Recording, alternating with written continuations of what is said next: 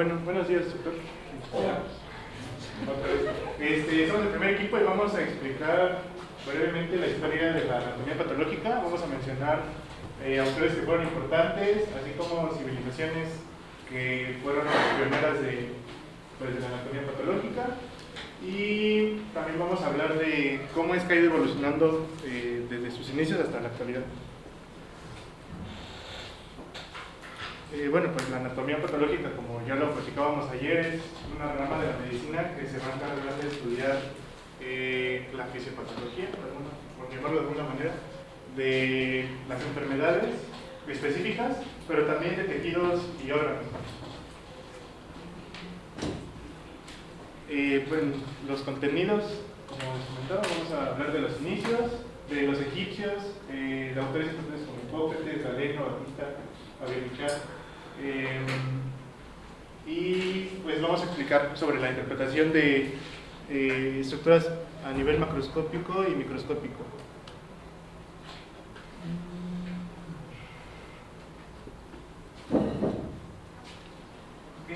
Bueno, yo les voy a hablar acerca de las primeras disecciones humanas.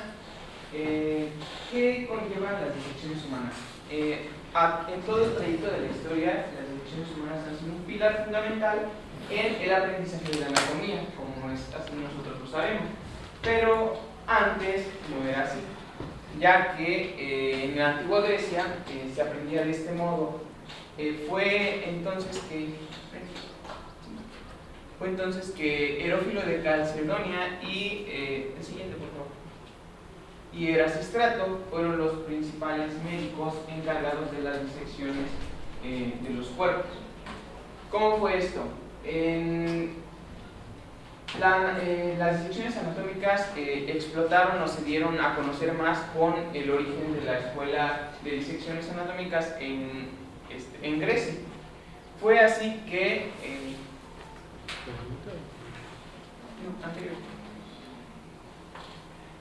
Herófilo de Calcedonia, mayor que su predecesor, pudo lograr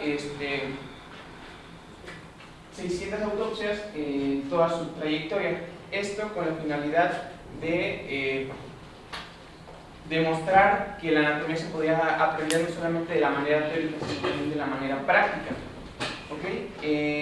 Las principales aportaciones que tuvo Herófilo de Calcedonia fue que descubrió las meninges, el cerebelo, y describió el calamus cervitorius, que es una estructura anatómica la cual está ubicada inferior a la cavidad del cuarto ventrículo.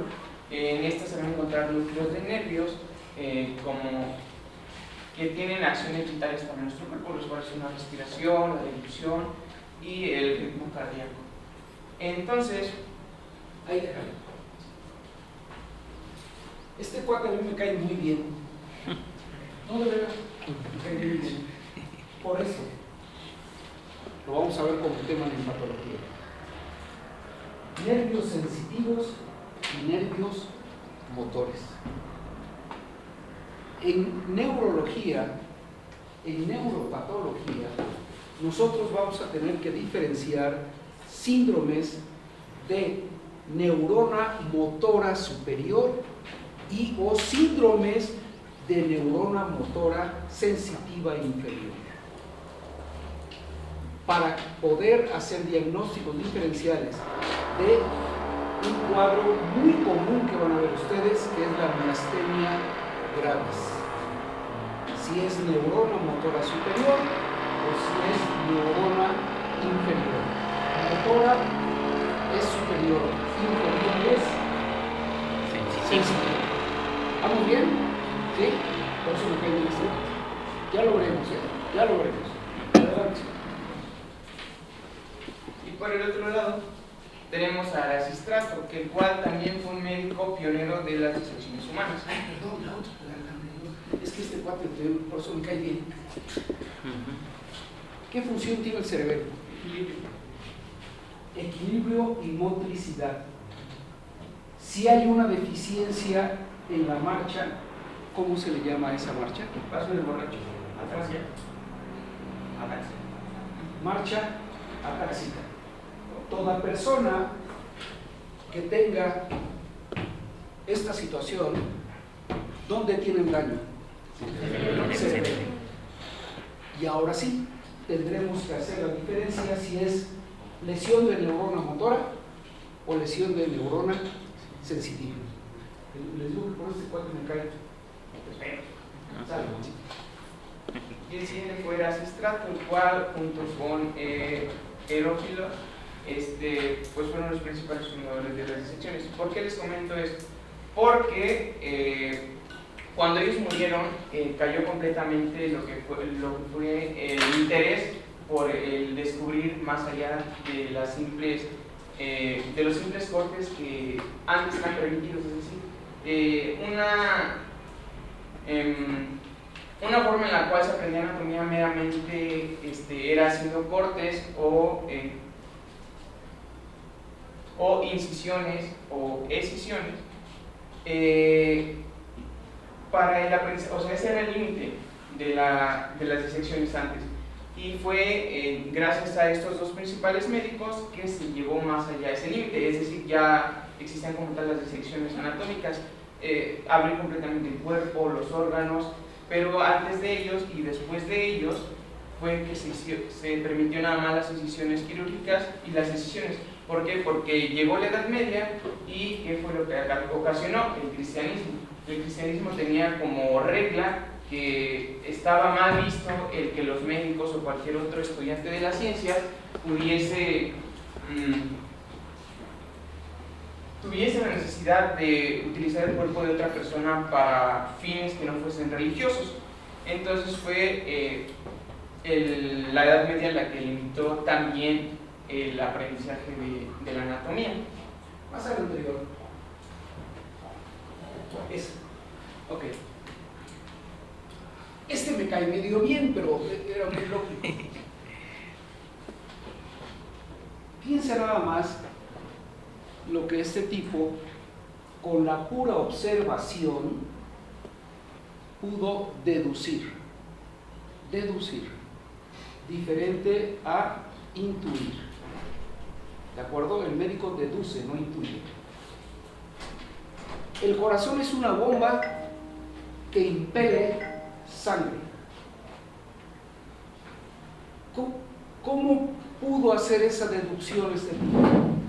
¿Qué tuvo que observar, o qué tuvo que escuchar, o qué tuvo que preguntar para poder llegar a esa conclusión?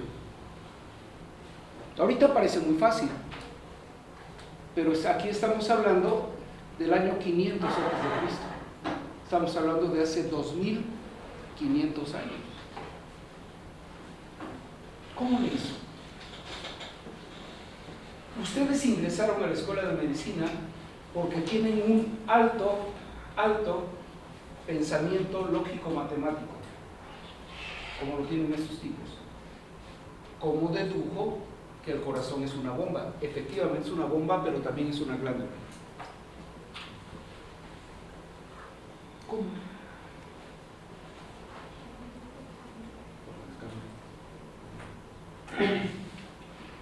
Por su forma. Por su forma.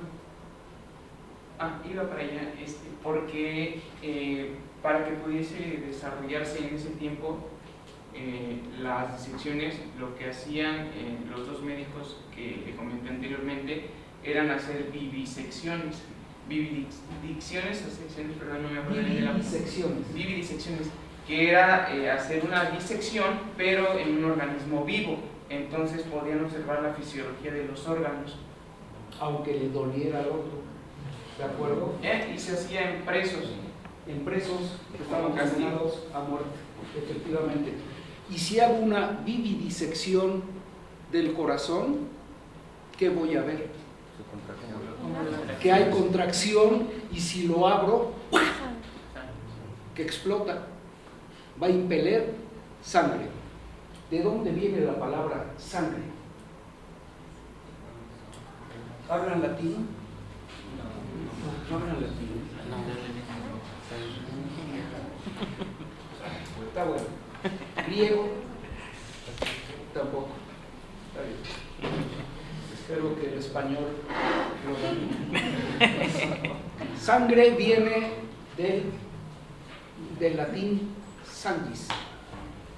Y sanguis en latín significa suave. ¿De acuerdo? Es un tejido suave. Por lo tanto, si te digo sangrón, te estoy diciendo que suave eres. O eres muy suave. ¿Ok? No significa que eres un sangrón. ¿De acuerdo? Sangre. Ahora, es correcto que dedujese este cuate, este me cae en medio regular, que la sangre era un alimento nutricio del organismo. No. Sí. ¿Qué opinan? Definitivamente sí. Todo lo que nuestro organismo a través de las vellosidades intestinales absorbe, ¿a dónde va a parar? A la sangre, para que sea aprovechado por los diferentes órganos. ¿Sí? Ahí van proteínas, van grasas, va lo que se les ocurra. ¿Y el aire?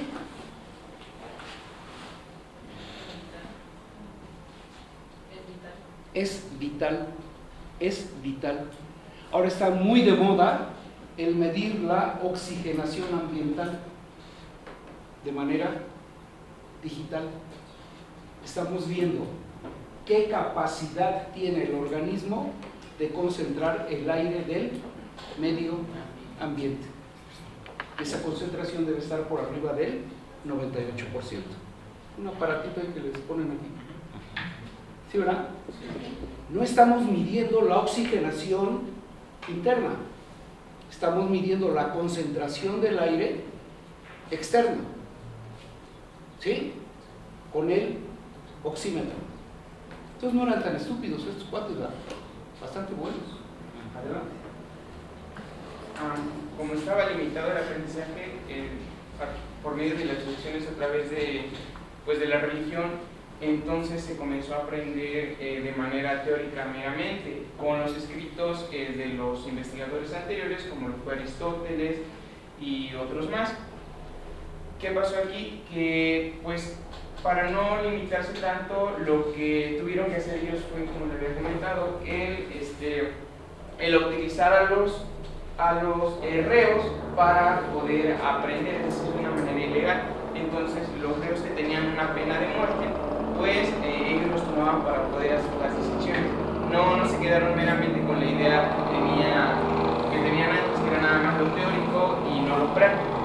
Entonces, cuando ellos murieron, lo que pasó fue que se eliminó casi por completo la teoría de las disecciones. Bueno, no era teoría, sino se eliminó por completo la práctica de las disecciones, y al pasar los años fue que lo que hizo el boom en la eliminación completa del permiso de las disecciones fue la quema de la Biblioteca de Alejandría. Entonces, lo que pasó aquí fue que tuvieron que pasar 1700 años para que nuevamente volviese a haber como tal el interés por que hubiesen otra vez disecciones. Es decir, después de la muerte de ellos dos tuvieron que pasar 1700 años para que nuevamente existiera un interés por las disecciones. Y fue así que la aportación principal de ellos dos pues fue ser los pioneros en las disecciones, porque antes no se veía como una forma de aprendizaje de la anatomía.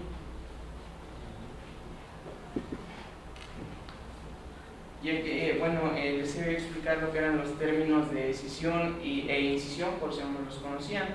Una decisión es un procedimiento común para retirar pues, las lesiones cutáneas, tumores o otras cosas anormales. Y la incisión es como tal lo que se utiliza en la cirugía, que es realizar un corte pues, para extraer un órgano o algún tipo de tejido interno. Y aquí está el caso que les dije que fue lo que por completamente eliminó las disecciones en esa época, que fue el incendio de Alejandría en el año 389 después de Cristo.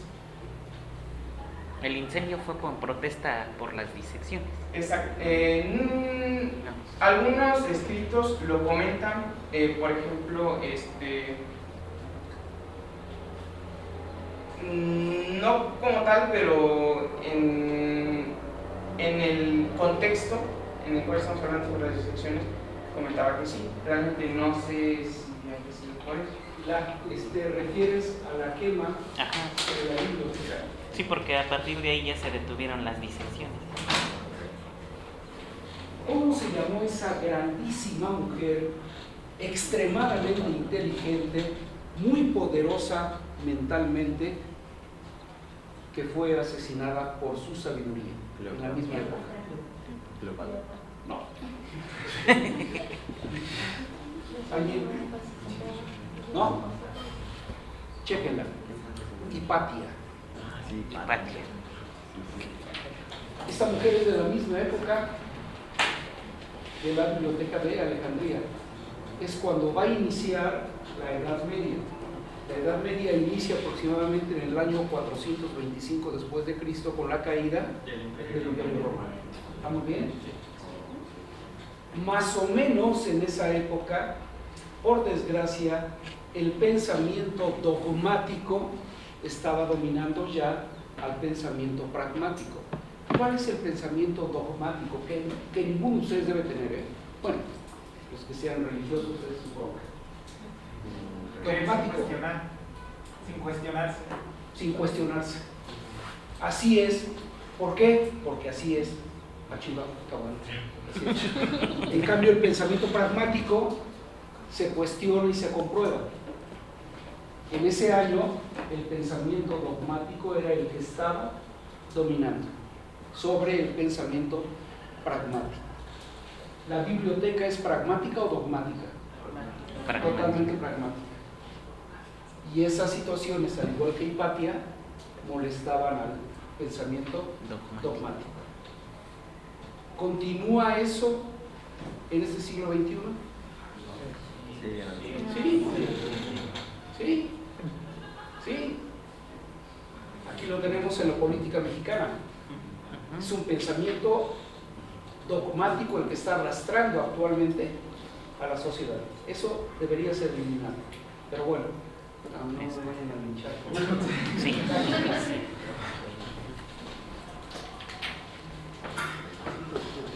Bueno, ahora vamos a iniciar con Galeno. Galeno fue un médico y filósofo grecorromano que siempre buscó el conocimiento a través del razonamiento crítico. Galeno, a pesar de las limitaciones que ya había comentado mi compañero, que en esa época estaba prohibido por Roma las disecciones humanas, ya sea incluso en muertos, él llegó a utilizar en su lugar animales como lo son los cerdos y el mono macaco.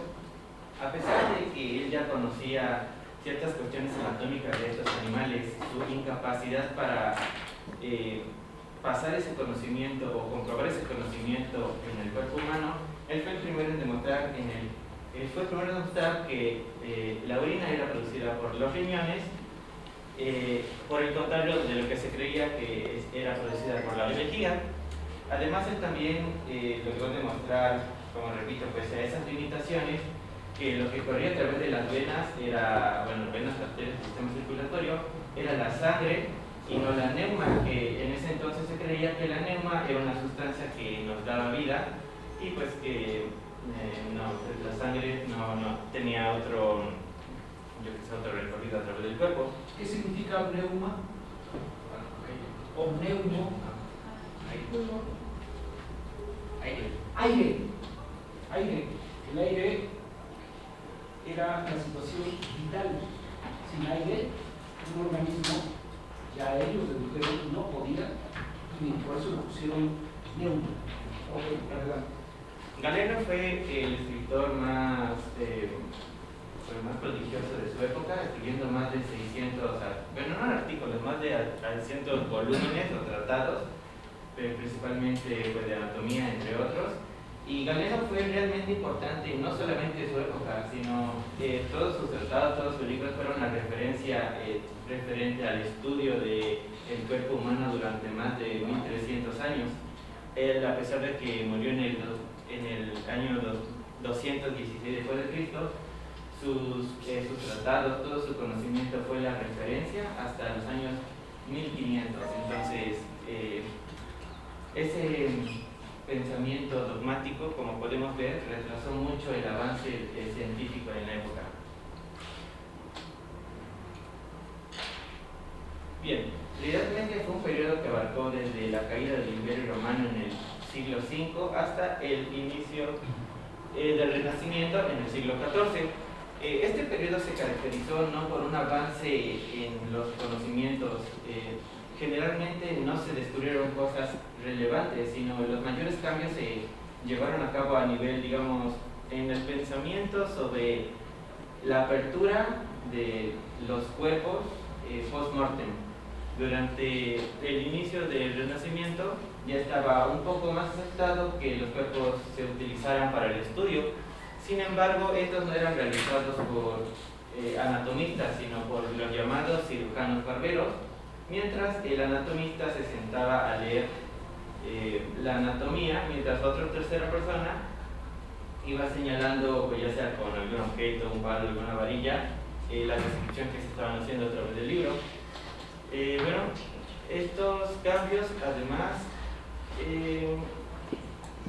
bueno, se lo dije.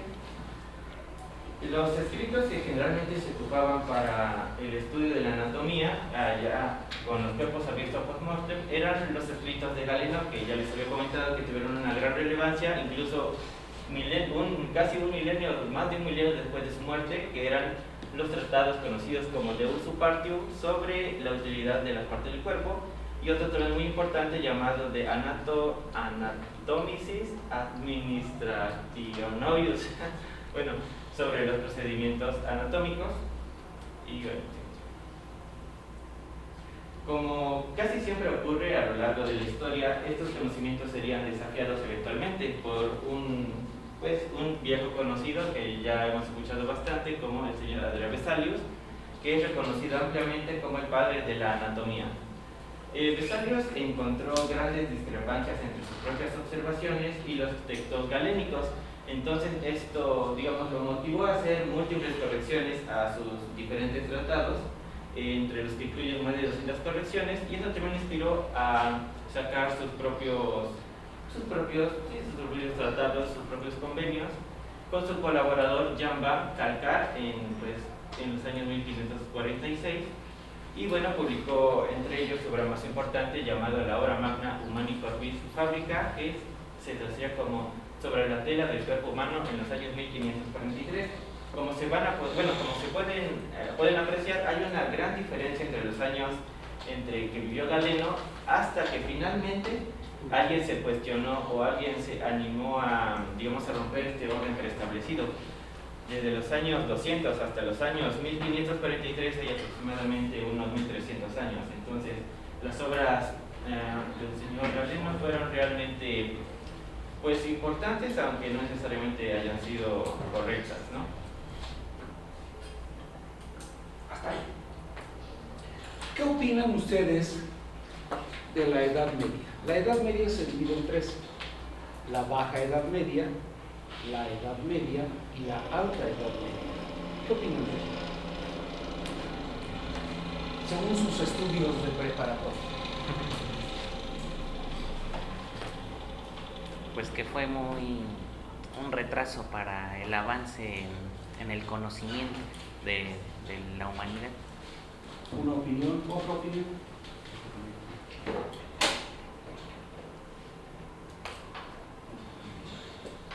No todo es medicina, jóvenes.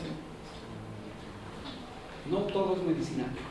El médico debe tener una educación universal. Universal. Anoten dos palabras, por favor, y mañana las vamos a discutir porque vas a dejar ya la Edad Media, ¿verdad? Dos palabras. Con V, V labio dental. Trividium. Trividium. ¿Lo tienen? Sí. Segunda palabra. Quadrividium. Quadrividium. ¿Ya lo tienen? Tercera palabra, escolástica. Escolástica. Las investigan y mañana platicamos sobre ellas. Con respecto a la Edad Media, yo tengo una disertación total contigo, David. Total. Antagonismo total, así como el hipotiroidismo y el hipertiroidismo. ¿Sí? ¿De acuerdo? Sí. Analizando esas tres palabras, llegaremos a una buena conclusión sobre la Edad Media. Y analizaremos que a mí me encantaría regresar al trividium, quadrividium y escolástica. ¿Adelante? Después, en la consiguiente historia de la anatomía patológica, entramos entre los periodos del siglo XVI y del siglo XVIII, en el que ya hablamos como tal de una patología de órganos y tejidos. Siguiente.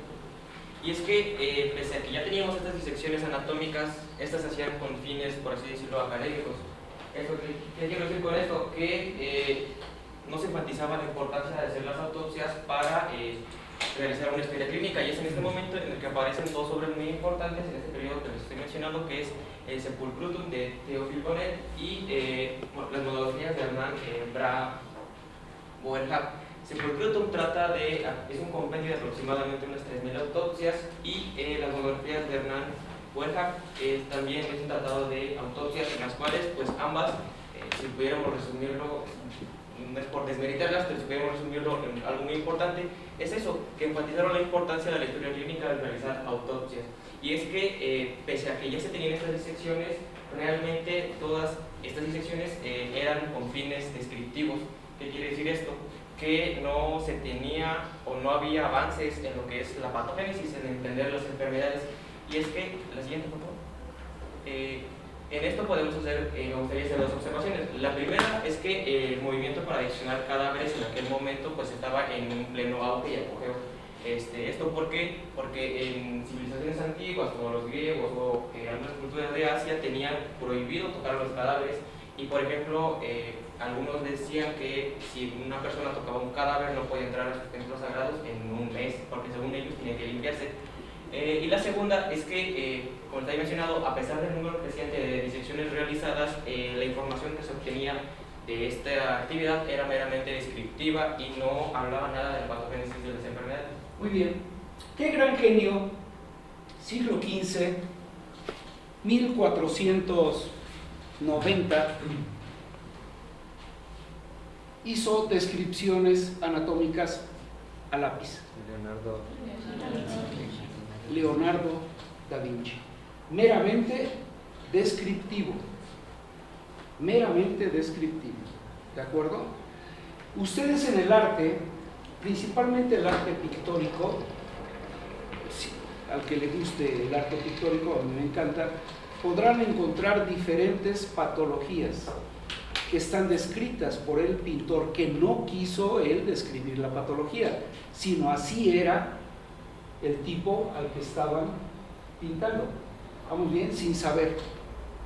Hay una pintura muy interesante de Eduardo II. El tipo está parado, Eduardo II, rey de España, siglo XVI, y en uno de sus muslos está saliendo una especie de cordón. Una especie de cordón. Recuerden que España tenía colonias también en el África. Y uno se pregunta, ¿y ese cordón qué cosa es? Es totalmente descriptivo. Y nos ponemos a leer la biografía de Eduardo II y anduvo en África. Y entonces se le viene uno a la mente, sabiendo de patología, que puede ser un Dracunculus medinensis. ¿Alguien sabe qué es el Dracunculus medinensis? Es un parásito que infecta a las poblaciones en África por el agua. Por el agua, efectivamente, por el agua. Y es una filaria gigante. Entonces ahí, en el arte, describieron también patología, sin saber qué cosa era. ¿Sí? También lo pueden encontrar como el gusano de Medina, ¿ok? O gusano de Guinea, pero el nombre científico es Dracunculus medinensis. ¿Sí? O vean las pinturas de Enrique VIII, bueno, no de Enrique VIII, describiendo a Enrique VIII pictóricamente hablando. Vamos, el que tuvo 8 esposas y mató a 4. Sí, les quitó la cabeza. Ana Morena es una de ellas, ¿no? Pues también andaba. Pero bueno. Ustedes pueden ver la patología que padecía Enrique VIII desde sus primeros retratos, donde es un joven apuesto y atlético, hasta sus últimos retratos, donde está postrado y sentado con la pierna hacia arriba y el primer ortejo del pie derecho hinchado y rojo. ¿Qué padecía? La pierna hacia arriba y el primer ortejo, ahí no hay dedos, ahí hay ortejos, dedos son estos.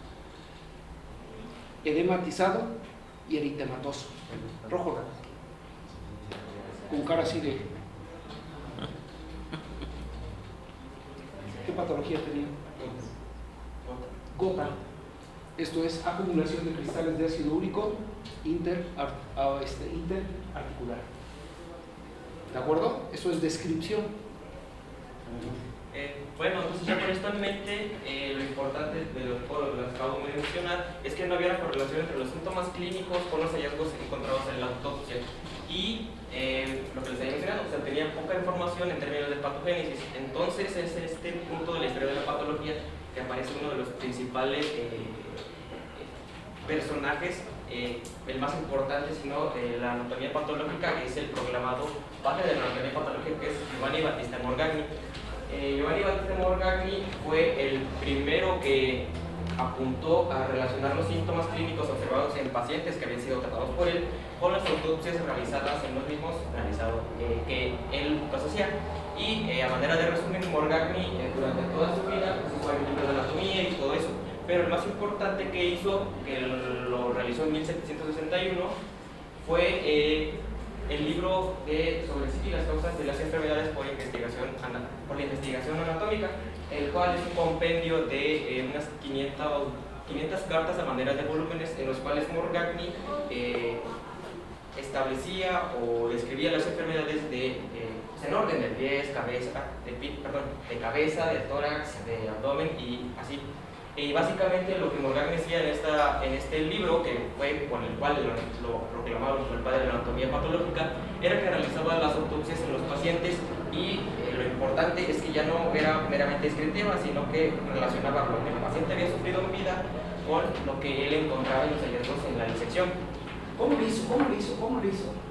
Básicamente lo que él hacía era un médico, trataba a los pacientes. Esta bien me cae bien. Y iba anotando, porque se decía que era un hombre muy metódico, muy metódico, que iba anotando todos los síntomas que los pacientes hubiesen tenido en vida y que estos al fallecer se encargaba de realizar la autopsia y de anotar también qué había encontrado. O sea, básicamente era una historia clínica, por así decirlo, con su informe necrópsico. Eso, muy bien. Era una historia clínica con la observación de la necropsia.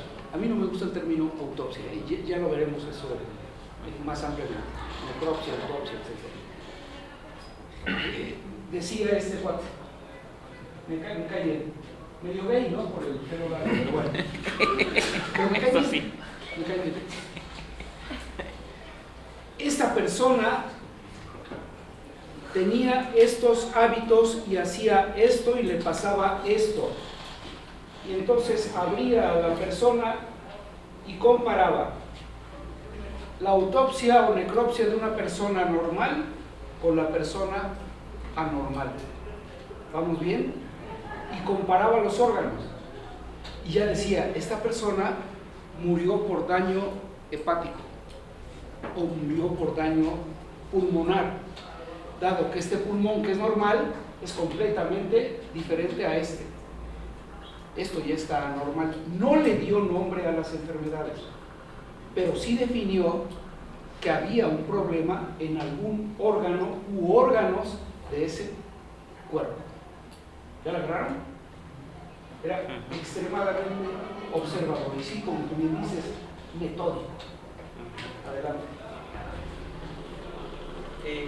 Y esta, bueno, es una imagen de su libro, de la que ya les había mencionado, pues 5 volúmenes escritos a manera de cartas, ya que pues, se dice que estos libros los hizo porque quiso corregir un libro que antes había salido, que así como mencionó su compañero, trató de romper esos dogmas y, como les mencioné, describe las enfermedades en orden de la cabeza hacia los pies y en el que trata de explicar cada cuadro clínico con los hallazgos post-mortem en los pacientes. Y aquí algo que es muy importante que me gustó agregar es que de acuerdo con Giovanni Battista Morgagni, él decía que la enfermedad puede ser localizada.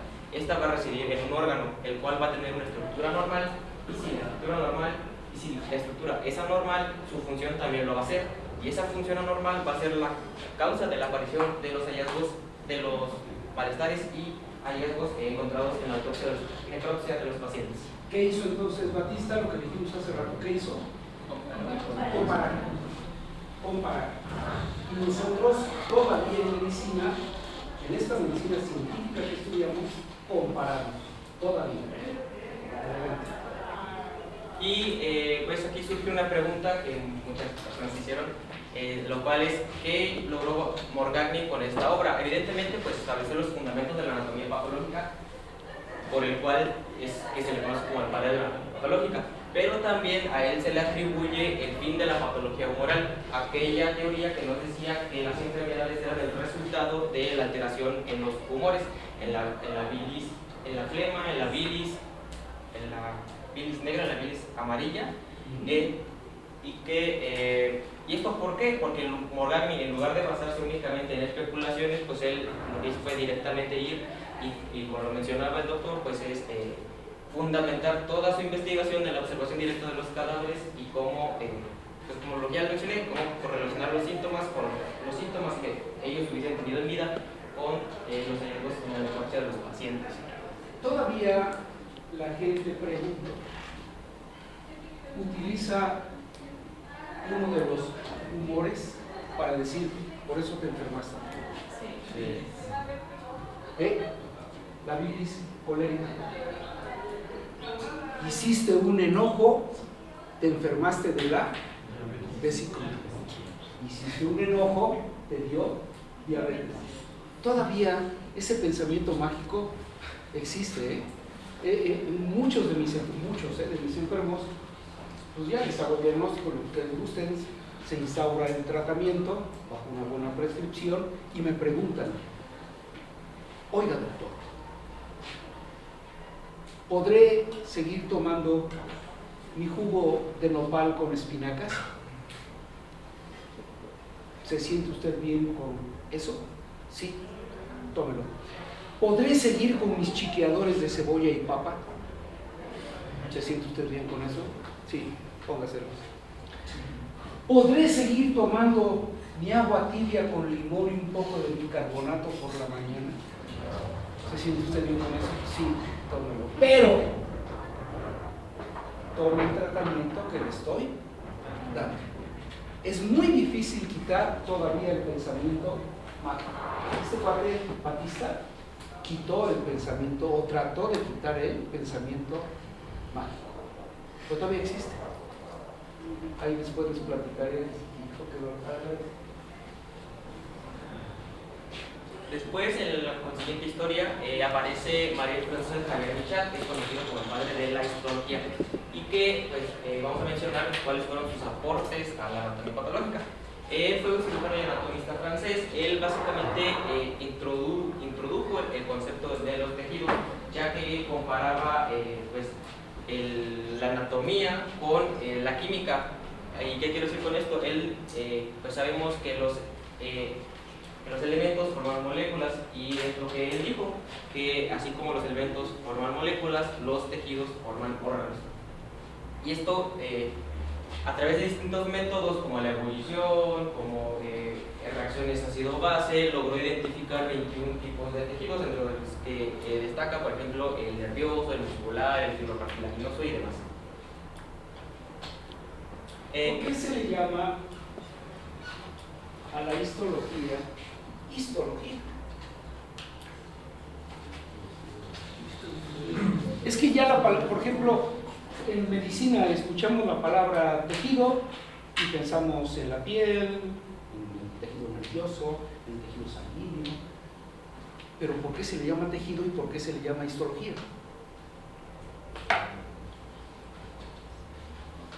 Todas las palabras tienen su origen, ¿eh?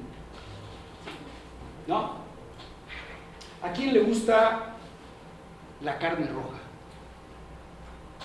Sí, pues a mí también. Exquisita, exquisita. Y más con un pinot noir. Uf, delicioso. Agarren un bistec,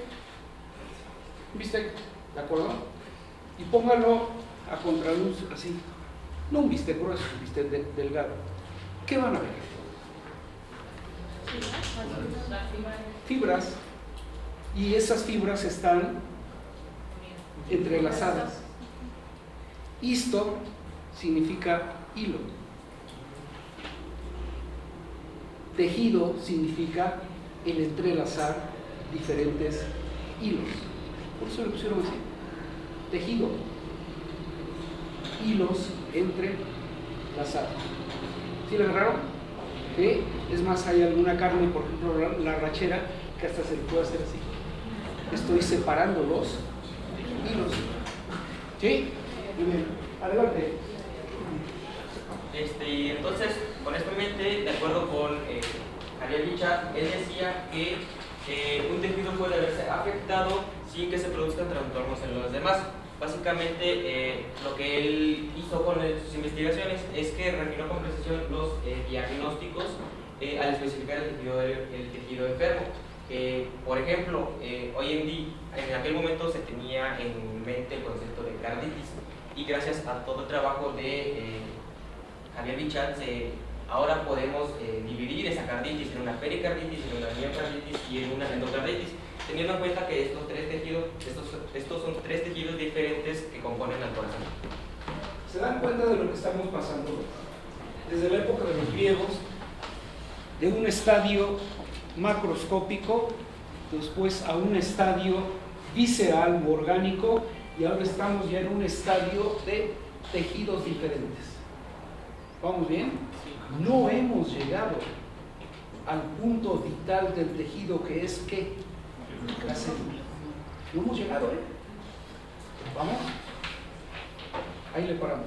Nos vemos el día de Mañana. Trividium, Quadrividium, escolástico. Dale, dale.